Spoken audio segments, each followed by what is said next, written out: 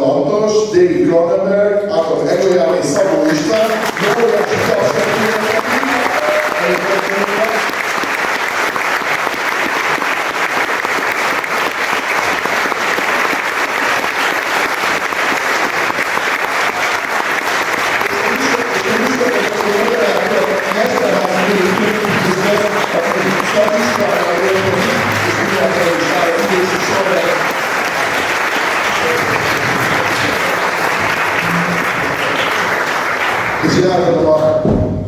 átadom a színpadot neki, hogy megtartsák ezt az érdekfeszítő beszélgetést. Jó szórakozást kívánok mindenkinek!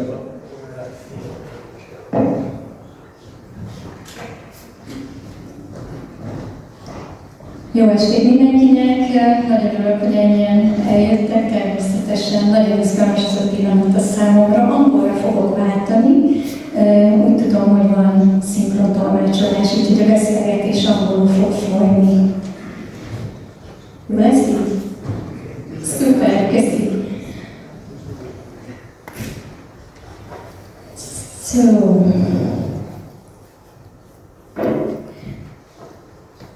I'm just really, this is a surreal setup for me, to be honest, having these names, these directors and this producer in one room. And I think the first question that comes to mind is what Julie has already mentioned in the Hungarian introduction is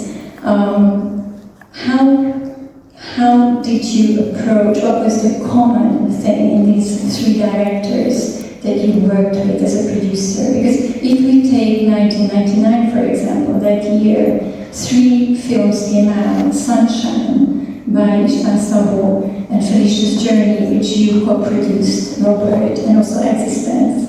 So here we are, three very, very distinct artistic vision artists, and you are the common denominator. So, Robert. I have a dilemma.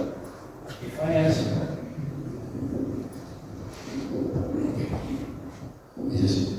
my dilemma is if I answer you in English, you're not going to be able to follow what I'm saying. If I answer you, how much you will I've asked the audience whether it was okay to do this in English, and some of them said yes. And look at those faces, they are very happy to listen to us in English, I guess. Yes, go ahead. In English? Yes. The answer to your question is that these three great masters of the seventh art have absolutely nothing in common with each other, which is why that's what interests me as a producer. Originality and unique vision are, for me, the only reason to make a film. You know, István, Átom, David, all have that, although if they had a lot in common, then it wouldn't be that original. And did you? Okay, it's two. Is it? Sorry, yeah. No, no, he's directing me right now. I can't help directing. So, what is your... It's Mick Jagger, then it's like this. Yeah. But I'm trying to emulate Jagger here, sorry. So you said that you work with them because they are so different, but you must have a common approach to what you're looking for in an artist, in a project. How do you make that decision? Well, I like to think that I produce films that have something to say and a contribution to make, which hasn't been said countless times before. And then I'm turning to the directors now, which is from the other angle, from your angle. What is there in your mind that is specific about working with Robert? You've worked a lot together. István has worked on 2 films so far. So tell me. If I can say careful. mean, I feel like my answer might be different because both these directors had an influence on me, certainly. And I knew of Robert's reputation before we worked together. So I think that in the case of István, I mean, those films, like Mephisto and Colonel Red, his collaboration, especially with Laszlo Koltai, or Koltai Laszlo, let me say here. For my cinematographer, also I would say Saroshi, but his name is Sarosi. When we talked about our collaboration, we looked at his films and his collaboration with Laszlo Koltai. It was very influential. The use of light, the use of camera movement, composition, the sensibility. So that was very important, and it's an honor to be on the stage with him. And it's also, of course, an honor to be here with David because he was the only Canadian director in English Canada who was making films that I was excited about as a young filmmaker. And so those films were very important to me. And I knew everything about his early background because we went to the same university. And it was very moving for me that he was there as a presence in Toronto, but making these exceptional films. And Robert had the most important production company studio, really, in Canada, called Alliance, which was something that he formed, and it was a powerhouse. So when Robert approached me after my third feature and talked about a way of working together, it changed my career, really. It gave me a career. So maybe I'm answering the question as to what brings us together. Strangely enough, it's these three legends that I really projected into. David, what does a production with Robert brings you? What is it in his... We're neighbors. We live on Okay, so you're kind of even bored. We bump into each other, we can't help it. That's why I like working with Robert because I don't have to drive to see him. I just walk around. That's the only reason, really. But I think our first movie together was Crash, wasn't it? And it was a movie that was proposed to me by Jeremy Thomas, who was a very great English producer, who knew J.G. Ballard, whose book the movie was based on. But he was having trouble getting the movie made, and we talked about a co-production between Canada and England, and I think I was the one who suggested you to be co-producer, if I'm not wrong. And we really needed Robert to come in. We needed somebody to come in who was not afraid of Crash, because a lot of people were very afraid of that project. And Robert is generally not afraid. And to me, that's one of the great qualities he has as a producer, is that he is not afraid of difficult films, of controversial films. And so once he came in, he actually was the reason that Crash ultimately got made, because it was, as I say, it was a production that was in some trouble. I had known him for many, many years before that, and I knew what films he was making and what kind of filmmakers he was working with. So I didn't have any trouble convincing Jeremy Thomas to partner with him. And so that, in essence, is what happened with all the movies, basically. I understand that you live, well, not together, but very close together to each other. But can you go back in time, maybe a couple of decades, to the moment when you first met, each of you? Could you reminisce a little bit?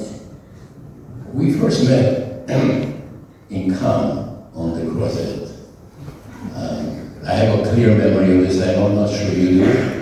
I remember you were there with your, well, it wasn't really your first film, but one of your sugars, where it came from within, and then it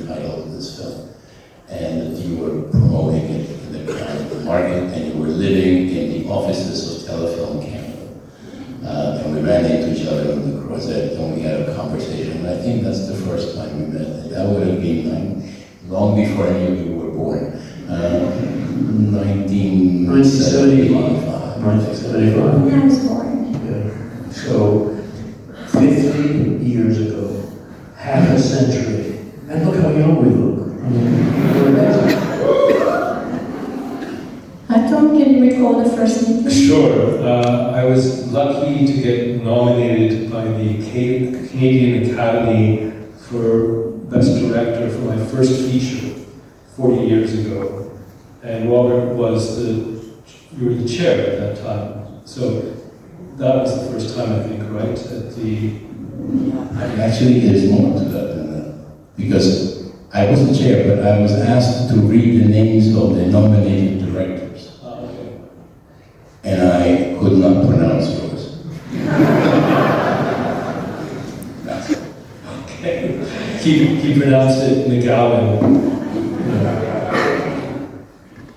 István, do you remember the first meeting with Robert? Unfortunately, it's quite ridiculous that I'm speaking here in English with my Hungarian accent, but I will try to do the best. So, Egoyan, I told you that Robert had a fantastic, great company with I don't know how many cinemas and television channels, etc. And I had a film called Édesem a drága bőve, Sweeten a dír bőve, and Robert's company bought it. So I went to Canada to have some interview and etc. And I think this was the first possibility to meet Robert. And we had beautiful discussions, and I discovered that Robert is not the kind of producer what I imagined from an American producer, so a cigar and fat, etc. So okay, but the discussion was so fantastic, and I have seen that Robert is a really cultured person. So this was the first. And then Robert came to Budapest a couple of years later, and at this time I had a screenplay, called Sunshine, but I tried to produce, and I asked everybody who helped me to do Mephisto and Collaborator. I went to the German producers and so to everybody who helped me to do the films, and everybody told me that, oh, this screenplay is fantastic and beautiful, but we cannot support you. We cannot help to do this film. Why? Maybe you remember, told me somebody, when you came to visit me, next to the elevator was a big, that's owl, you know, this was the name at this time, and every Monday morning was a list about the number of viewers, and if somebody's number was very low, then it was not important to take the elevator. So this is a kind of film which can be beautiful, but I don't think so that our audience will like it. So this was the screenplay. And Robert came to Budapest, and because we knew each other, someone called me that Robert is here, and we had an appointment in a restaurant, and we had a very, very good luncheon, and Robert asked me, what you're doing? And I said that I have a screenplay, but that's not really interesting to you. Give me. No, I don't want to give you, because you will read it and then you will say that it's beautiful, but not for you. Well, give me. So it was a long discussion, give me no, give me no. At the end of the day, Robert told me that next day he's leaving back to Canada. So I gave him the screenplay, and Robert flew away. And the same evening, it's very difficult to me to tell the story. The same evening, my telephone rang, and I took the telephone, and Robert said, I just arrived. I am at the airport of Toronto, on the flight. I read the screenplay. This will be my film. They can do it together. So, this is what it is.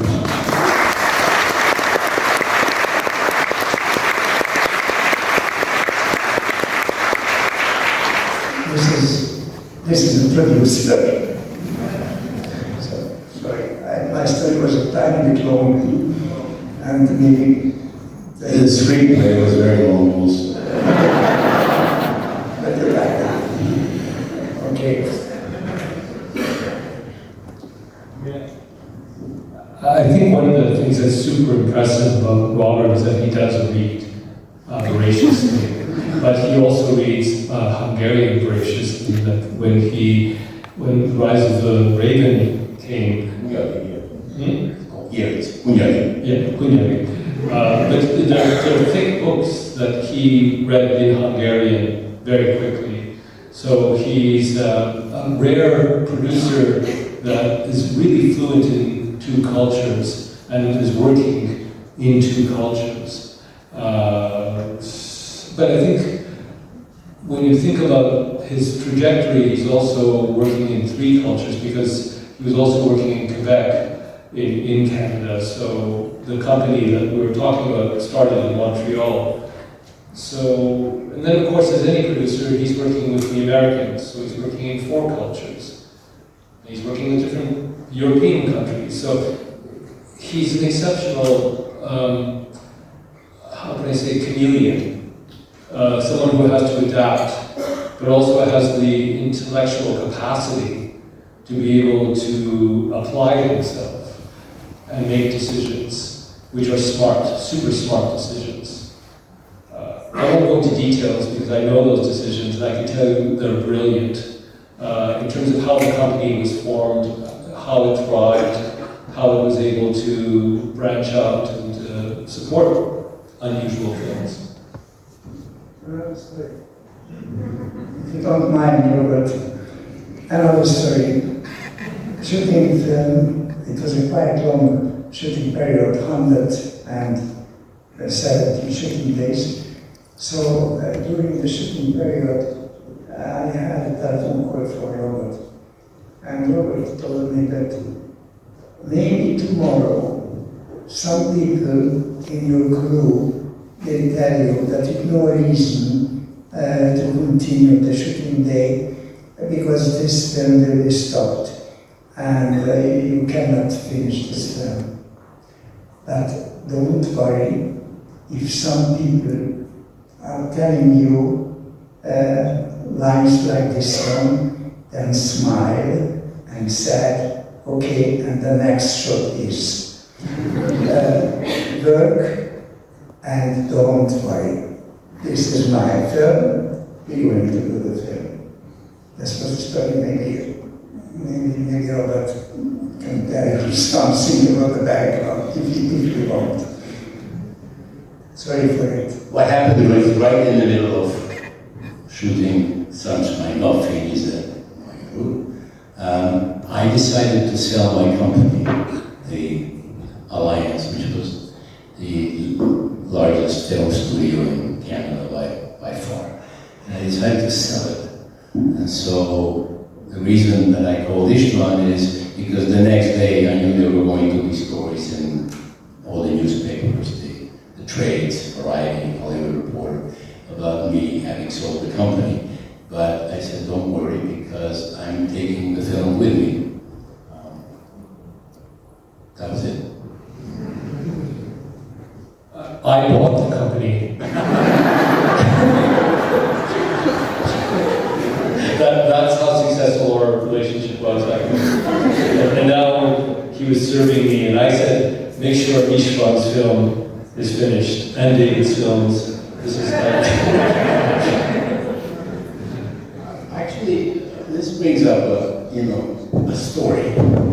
I should have just shut my mouth.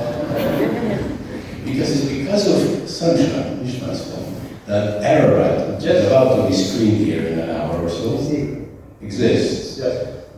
For sure. I mean, like this is how smart he is. When he sold the company, I can tell that, he carved out a deal that he had a fund of films that he could actually finance, basically green light. And so that was what made Era possible. In part, but there's something else.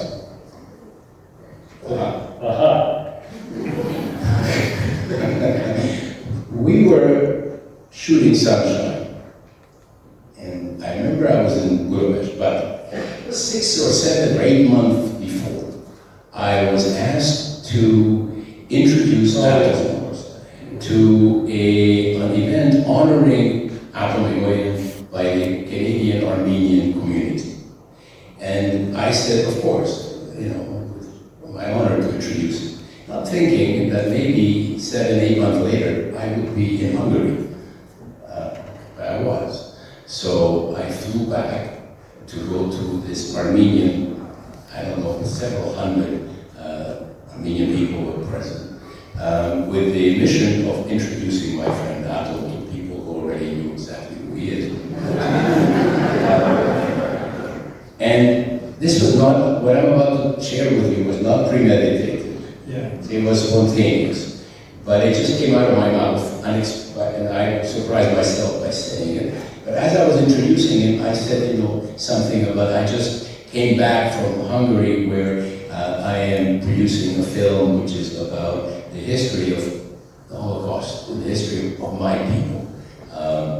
And so one day, when Atom decides that he wants to make a film about the Armenian Holocaust, the history of your people, I will be there with him. And then I passed the microphone over to him. No, but let's just say, at that point, this whole audience, several hundred Armenians, stood up and started cheering. And I was at my chair and I went, Robert, what have you done? My career was going along very well. And now he made this promise. I was thinking, oh no, now I have to do this film. And then the reality was, there was a limited number. This deal that he had meant that I had to do it quite quickly. And so, yes, this film would not have been made without Robert. No, without Sunshine. Without Sunshine. Because it was because of Sunshine. I said, I am producing a film about the history of my people. Yeah. And so, when Atom is ready to make a film about the history of his people, I'm there with him. And he gave you, I don't remember it, but I was standing, you were sitting. You gave me a very dirty look. Yeah. But then you stood up and you said, it will be my next film. Yes. And that's it.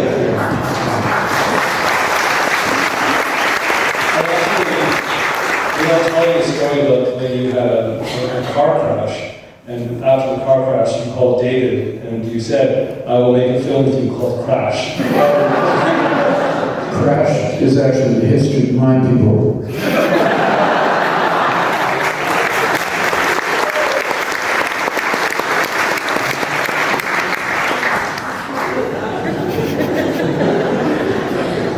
I'm having so much fun. Thank you. So I crashed. This was to be my next question, so thank you for this beautiful bridge. So it's about risk-taking, I think, in a sense, and I'm asking you, not even David in the first place, because you're famous for taking risks, but as a producer, when you have this producer, I would like to find this film a way to its audience. So I have to make sure it happens, people watch it. You can call it sellability even, to use such dirty words, but how do you do this balancing act between creativity and risk-taking and pushing boundaries as a producer, and also taking care of somehow the other side? Is there a dilemma inside of you, or it's just I'm pushing here something?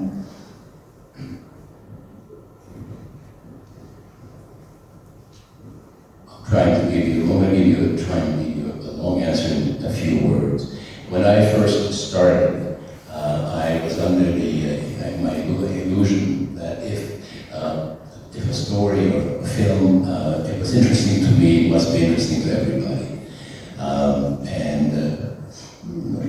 My first film, actually, by complete accident, because I really didn't know what I was doing, turned out to be of interest to a large audience.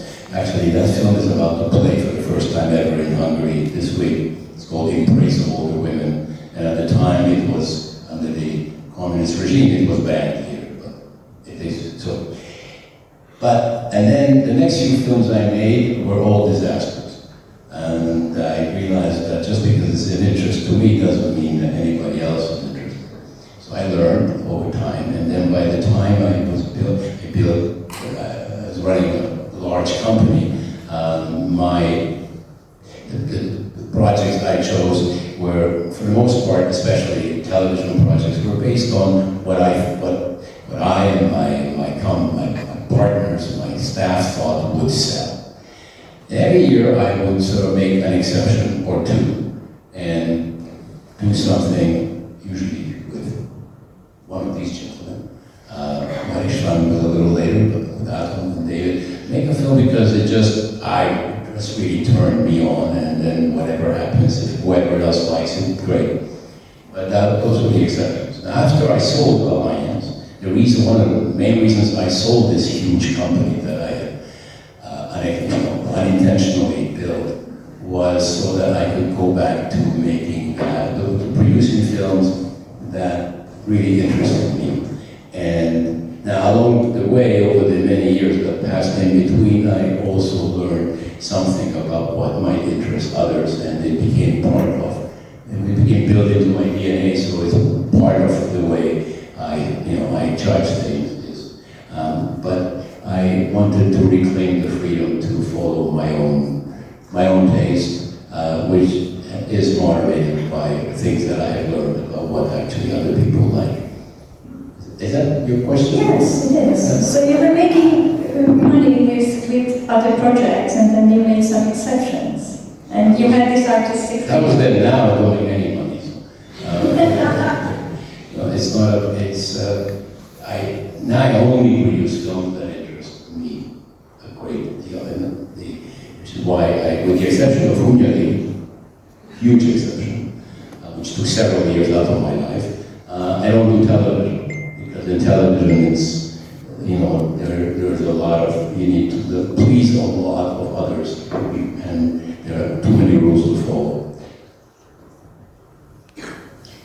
Going back to that night in Cannes in 1996, when Crash premiered, I just watched a couple of videos on YouTube. It was such a buzz around that film. It was a media frenzy. It was a scandal. People were crying names, calling you names. When you look back, what do you think? What spiked people? What buttons were pushed there in this film? Why did you anticipate this? What happened in Cannes, or?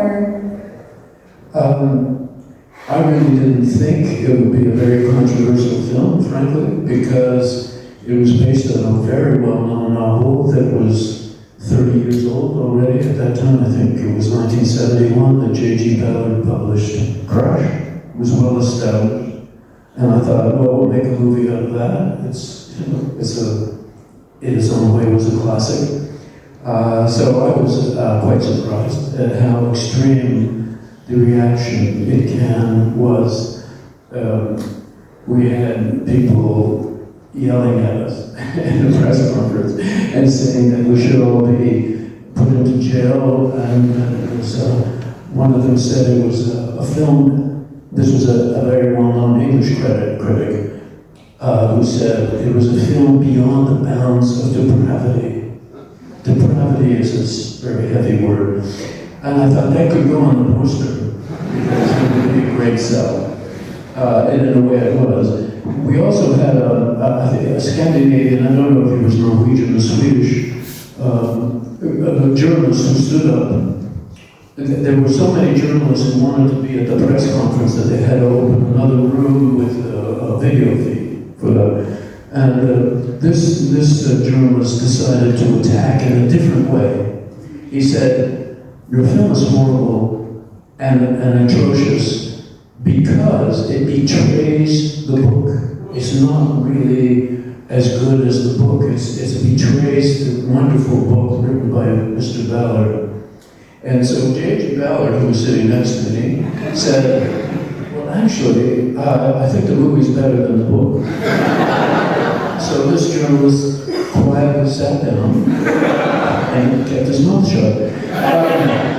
But it was, it was a huge, Ballard loved the movie. Even though, the movie is, of course, has to be different from the book. It is in many ways, I always felt when I did my first movie based on another book, which was Dead Zone, Stephen King's Dead Zone, I realized that in a way you have to betray the book in order to be faithful to the book. And Robert and I have been talking about doing a movie based on my one novel, and I'm faced with the conundrum of having to betray my own book to be faithful to the book. But that's the way it felt to me with the Can, and I actually thought that the book was much nastier and tougher than the movie that I made. But in any case, it was a huge scandal with all kinds of repercussions. But one of the things that happened was when there was a new release of the film in 4K, it was shown in Venice not that long ago. And the audience was a very young audience, and they had no problem. They didn't walk out, they stayed for the Q&A, they had no problem with the movie. And I'm sure if you haven't seen it, you would see it. I don't think you would be scandalized or shocked, I really don't. So times have changed somehow, Well, I just add, I think I've had 10 or 12 films in competition, but I've never had as much fun as with Crash. No, it was a great film. It was a great film.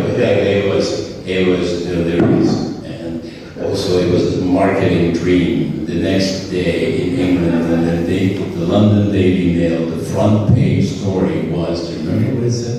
"Ban this car crash sex film." Front page of the Daily Mail.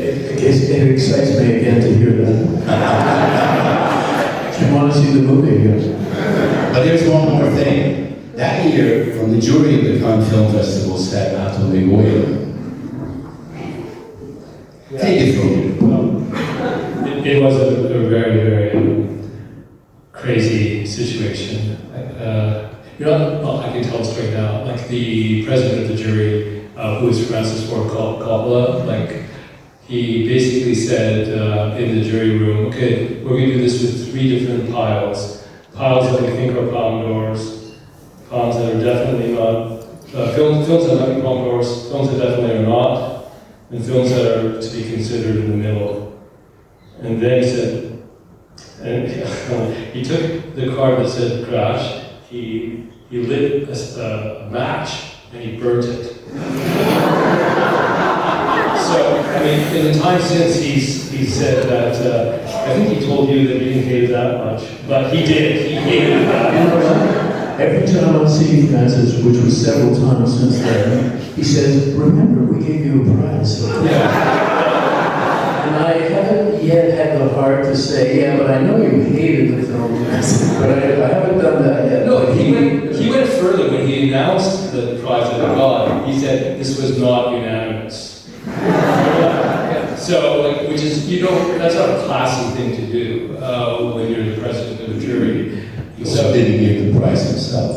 Yeah, it was Said that. yeah, it was very, very demonstrative. But I love the movie, and also there was a Vietnamese director, Tran Van Hong, who also really loved it, and we were able to maneuver. I'm not giving any news here, and also kind of create a term. So the prize was for audacity, right? Like, and that kind of was able to get by Francis, sort of like that it wasn't just a prize, that it was a spot specifically for its outrageousness. What was the term? There was something else. It was audacity and Prix spécial de jury pour l'audacité. was it just there was something else? Yeah, originality, audacity, and just excellence, but forget that. Sheer brilliance. But anyway, I'd never experienced anything like that before, because it was like, you know, there are things that go on maybe in the jury room, but then it went public, right? I forgot, you're right, he didn't announce it and stuff. No, he said that. No, it was very, for me, it was particularly delicious because I'm there as David's producer, but Atom is on the jury. Yeah, but I mean, obviously, he's not paying me to do this. You know, he's good. Direct. He's good, but he's not that good, right? I actually had the mortgage. He wants to create the image that he can actually influence anyone in the world. Not quite. There are people that are outside of his grasp, and anyway. But you know, the other thing that is important to say about Robert is that that first film. Speaking of controversy. So we just had the 50th anniversary of the Toronto Film Festival. That screening of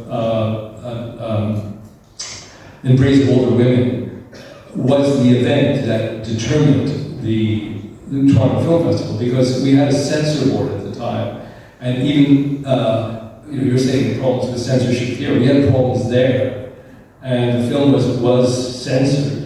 And Robert refused to show the cut version. And it created this crazy event. Like, this became the biggest ticket. It changed the whole complexion of that festival in Toronto, but the city itself. So this ability to generate the excitement and the thrill that you need to make any film event special was something that Robert had in his blood.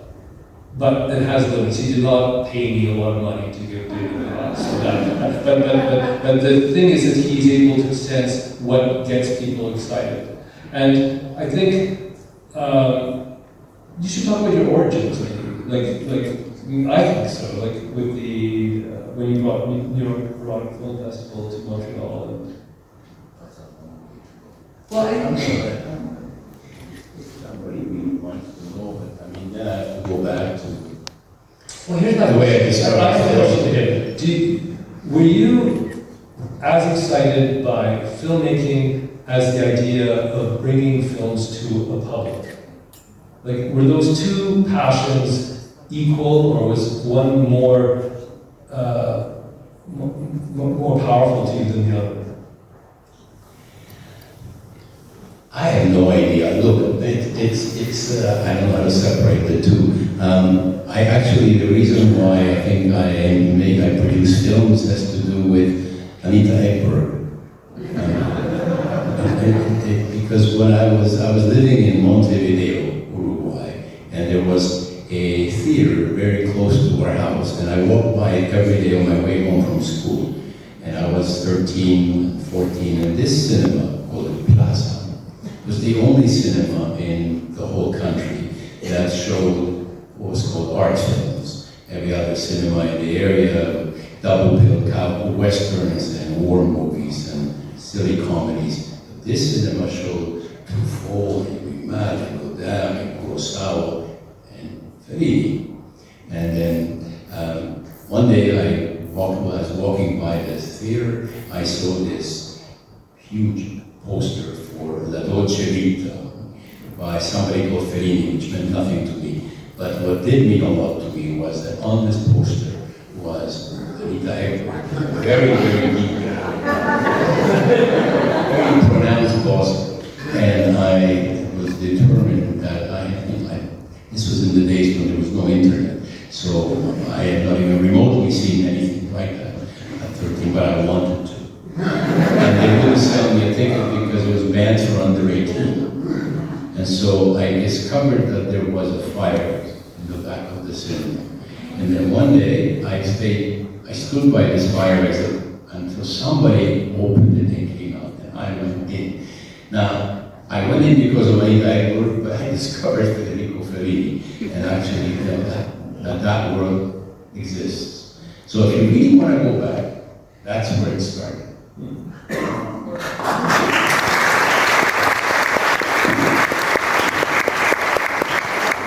Many film careers have been launched by Anita Ekberg's Decor For me, it was Brigitte Bardot in New York City because I couldn't see Brigitte Bardot movies in Toronto, but I could see them in New York when I was 13. So that too was part of my enthusiasm for film. So we have that in common as well. But I think this experience of like Chicago Crash, or this idea that people always have different opinions about films that we think, or we now acknowledge are classics. That Crash is a brilliant, one of David's most brilliant films. But the fact that there could be any controversy about it seems ridiculous now. But there was this moment, and I think I miss it a little bit, when films could generate this type of excitement, right? It's like people get really angry and have very strong opinions, and it feels that this collective experience, like, wow, look at us, we're all together in this room. This is why we get excited about films, is the fact that it's collective. And this era, even what Robert just said, it's a physical experience of getting into the cinema. So we are all of us on stage, we really are passionate about that aspect of it, like the physical sense of what film means. Like when I saw Ishtvan's work, it's meant to be projected, it's meant to be seen in cinema. And Robert really has that passion. Most producers now have they've never felt what the cinema means. And so he's actually very rare, I think, from that point of view. Yeah. I want to be clear with something. I'm not paying for this either. No, but I think you guys, you're taking, this is the most beautiful cinema I've ever been in, right? Wow, this is crazy. Like I came here 20 years ago, and I'm still, my jaw just drops. It's such a beautiful space. Talking about change of time, this year you went back to Cannes for Cannes Classics with Sunshine. 25 years have passed. Could you talk about the experience? How was it for the second time, this screening? How was the audience? How was this experience for you in Cannes this year? Screening Sunshine again, because the world, I think, has changed a lot since then.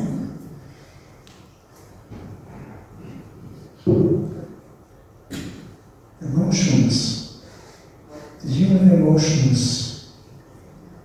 I'm speaking about love or jealousy or anger or I don't know, never change. If you don't mind, I would like to tell you a story which was my latest experience concerning what cinema means. It has nothing to do with Sunshine, it's nothing to do with people that are here on the stage. It's about a film called Opa, Father. This was my second feature film, and the film was shown at the Moscow Film Festival. small cinema, there were maybe 2,000 people. And it was a nice silence. And in one point, I had a feeling that everybody in the cinema moves a tiny bit. So I heard, the cheers, the moving. And then silent again, nice, long silent. And then again, some movement. And I thought, no, okay, the Russian, they cannot understand this part, don't worry, it's not a real problem. A couple of months later, the film was invited to the New York Film Festival, and I had a chance to go with the film. Small cinema, Alice Hall, 3,000 people, I don't know. Beautiful silent. The American understood the film. And in one moment, the chairs, they moved. Exactly in the moment when in Moscow. And then the silent again. And then after the silent, the movement. Exactly like in Moscow. Then I decided if I had the possibility to follow the film, I'm going always with this film and watching the film with the audience. And I have to tell you, everywhere, all over the world, the chairs moved in the same second, and the silent started again in the same second, which means that human emotions are all over the world the same. Maybe we cannot understand something from the story.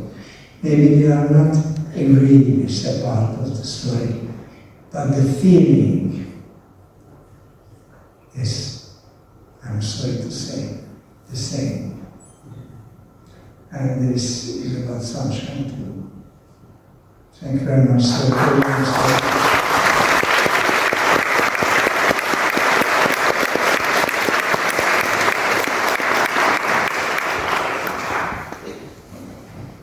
I was about to go on about the turbulent times that we're in, that we live in, and how maybe nothing has changed, but I have this feeling that somehow the world around us is a little bit more a difficult place to live in as before. Maybe it's just me, sorry. But do you have any strategies to survive through filmmaking? In what ways can you share with us even I would say any good piece of advice as creative geniuses?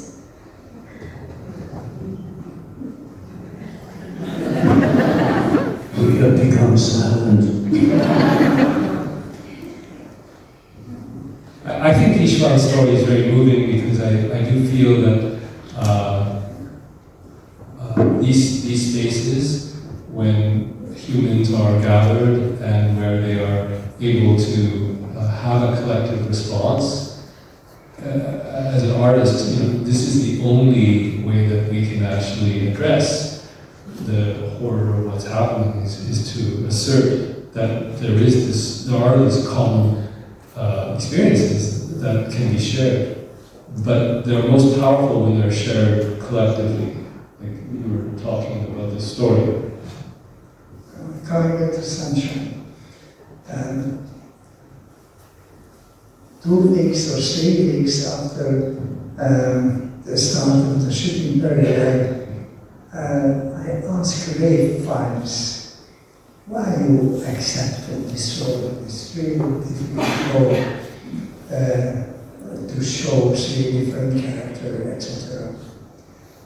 And he told me that when he was a young English boy, his father got a very well paid, better paid job in Ireland. So they went to Ireland and he went into the school. And he became the enemy of everybody. If something happened in the class, and the English boy did something. So it was a terrible work to him, and maybe it was a year to find one or two friends. They helped him. And then 2 years later, his father got another job in England. So he went to England, and he went to an English school, and suddenly he was the Irish guy who was the enemy of everybody. So this was the feeling after the screenplay that he accepted this role. And another story,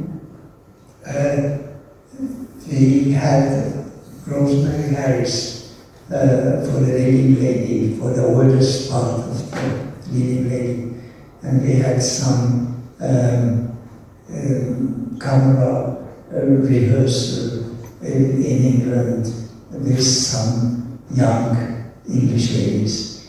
And at the end of this work, Robert and me decided together to a very nice, very talented young girl.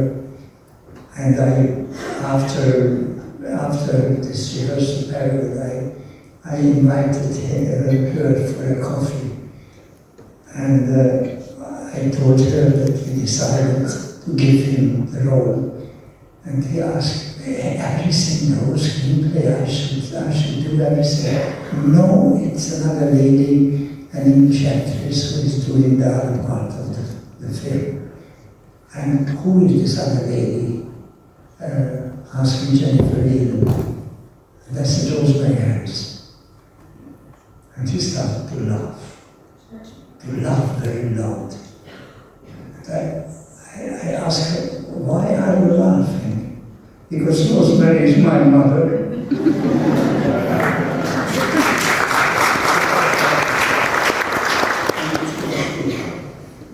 By doing the film, and when we doing the editing the film, I had a feeling that I do everything very fast. Because it's a long story, it's 3 hours, and I have to help the audience and to follow the story. So I cut everything very, very short.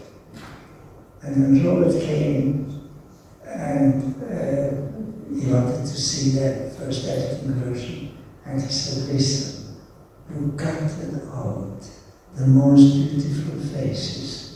What is what you're doing? We have to see the faces. Remember that? And I pulled back a lot of things, but I cut it out because I had no patience. And Robert said, please, I would like to see this face as I am younger, etc. This is also a producer's work.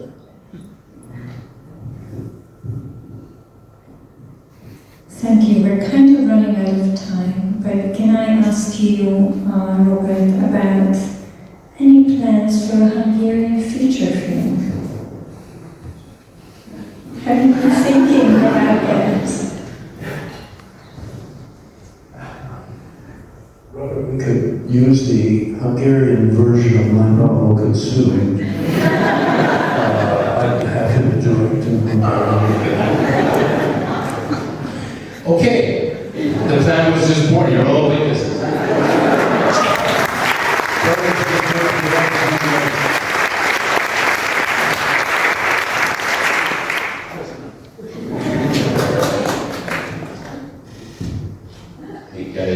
No, I think this is it, that's it.